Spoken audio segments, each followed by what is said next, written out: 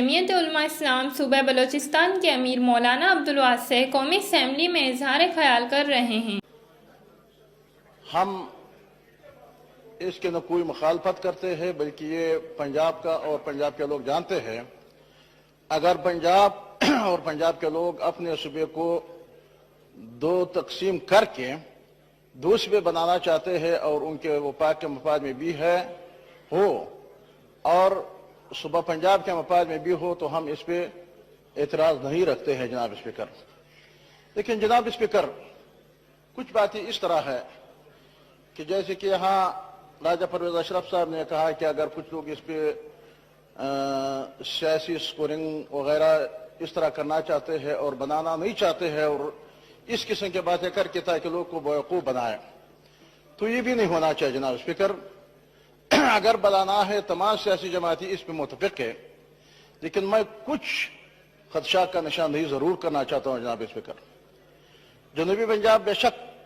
صوبہ بن جائے اور پنجاب بے شک دو صوبے بن جائے، لیکن جناب اسپیکر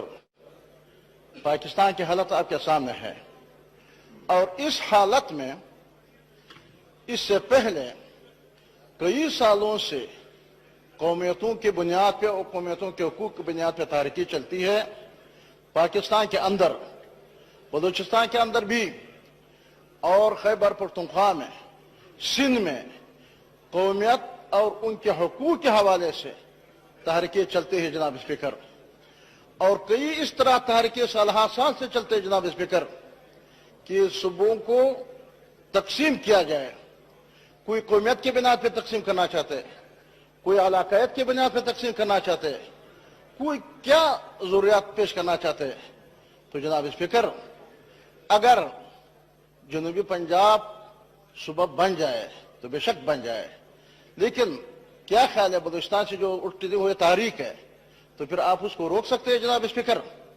اور اگر آپ ان کو روکنا چاہتے ہیں جہاں سے وہاں سے تقسیم کے باتیں کہ یہ دو صوبے کر دے، کوئی 3 صوبوں کا مطالبہ کرتے ہیں، بروئی، پشتون اور بلوچی، کئی قسم کے باتیں وہاں سے بھی آپ بھی صوبہ بلوچستان سے تعلق رکھتے ہیں،